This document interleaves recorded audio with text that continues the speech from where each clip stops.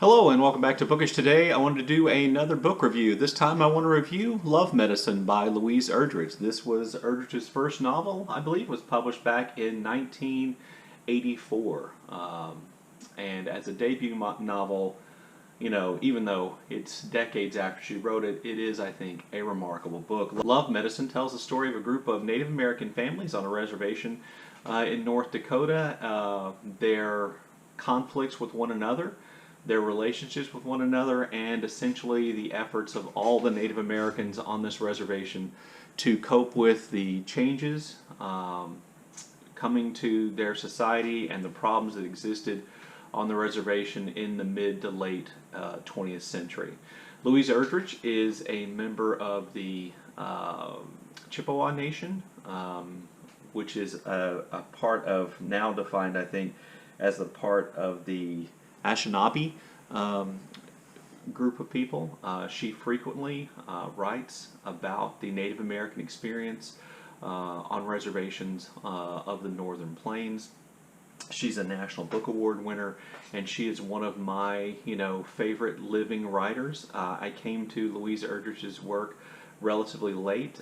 Love Medicine is only the third title by her I've read. I've also read The Roundhouse and La Rose, but I am a huge fan of her work, and I just think it's great. I also think it's great that this book, if you read it, it was a first novel, and I don't want to run anybody else's first novel down, but if you compare this to the first novels of writers who you might study in school or writers who we accept as great authors, I think you'll see that Louise Erdrich started off on a level far above many other people. You may know that I like Cormac McCarthy as a novelist, and I like his work, but McCarthy's early novels are nowhere near as complete or accomplished or engrossing, I think, or as human as this novel is. So I just think it's remarkable. The plot of Love Medicine is relatively loose.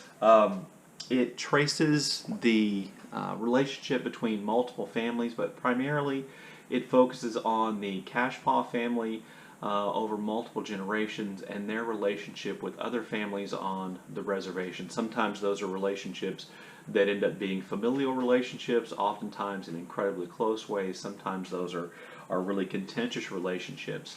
But what you see in Love Medicine is really a recurring theme in lots of Erdrich's work. I think she probably explores more the social themes of her work here in Love Medicine than she does in later novels.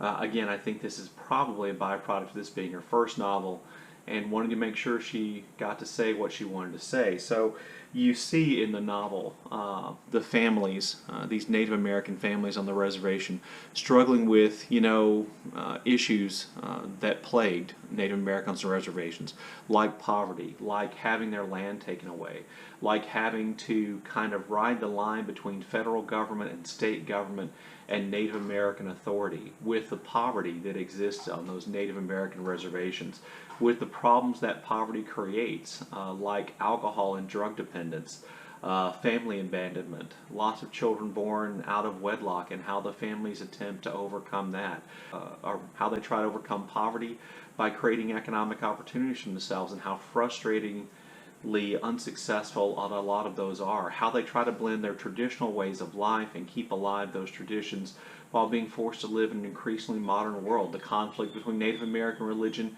and Christianity is portrayed. It's just really, essentially, the novel attempts to discuss all of those issues by showing how they impact the various families in Love Medicine. So I wanted to read you a quote in which I think this is idea about what the book is really about is best summarized. So, from Love Medicine.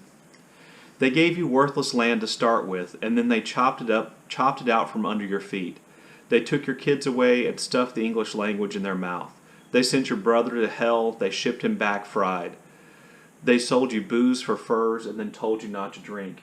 It was time, high past time, the Indians smartened up and started using the only leverage they had, federal law. This kind of litany of the things that had been done to Native Americans by American society as a whole over the centuries is something that is represented over and over again in the novel, and I think it's kind of the theme of the novel. So, like I said, the plot is relatively loose.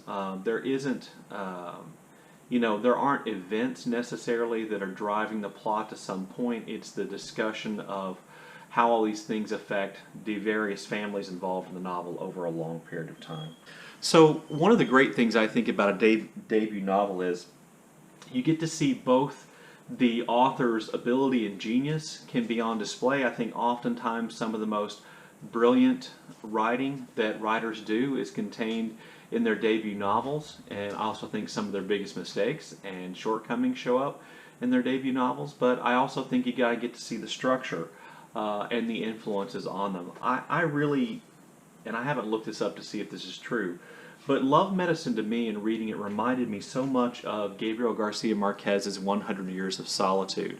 It deals with a really specific culture of people in a really specific place who are facing the intrusion on their world of the modern world and outside forces, and how those families blend and break and bend to accommodate all those things. And there's even a touch of magic.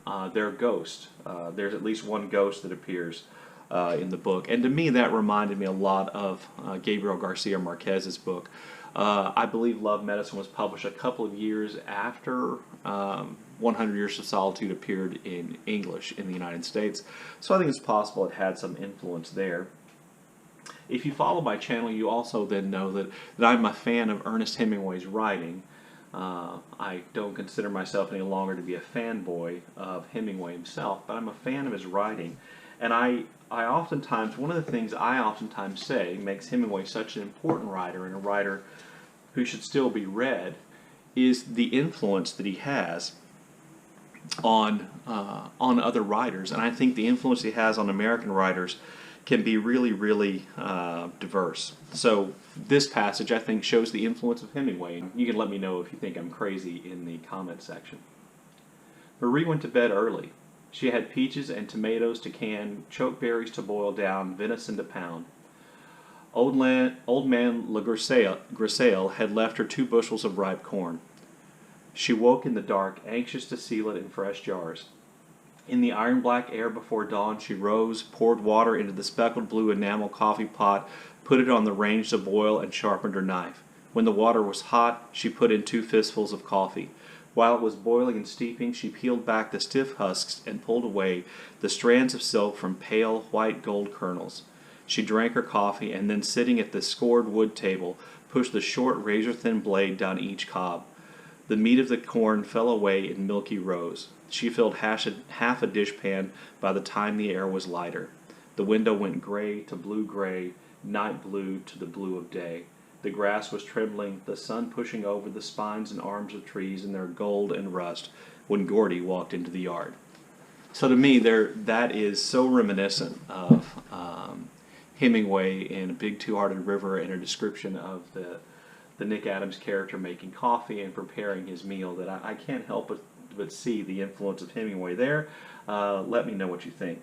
But the other thing I wanted to point out about Erdrich, and the thing that makes me such a fan, is that she is capable of beautiful writing and creating really beautiful images. And so early on in Love Medicine, there is one of those sections that I wanted to read to you. So here's a passage where a female character is walking next to her grandfather, who's suffering from memory loss. When I walked with him, I could feel how strange it was. His thoughts swam between us, hidden under rocks, disappearing in weeds, and I was fishing for them, dangling my own words like baits and lures. I wanted him to tell me about things that happened before my time, things I'd been too young to understand. I kept asking questions as we walked along, as if he'd take the hook by miracle and blurt the memory out right there. I just thought that, and maybe it's because I like fishing, I just thought that kind of fishing metaphor that she creates there, and the way she describes it, was just really beautiful, and showed kind of her power as a writer, even at the very beginning of her career. So I think Love Medicine is a good book. I don't think it's a great book. I don't think it's as accomplished or confident as The Roundhouse or La Rose, but I think it's a good book. And I think, it is a good place to start in reading Louise Erdrich's work, because I think it will introduce you to her themes and give you an idea of her style.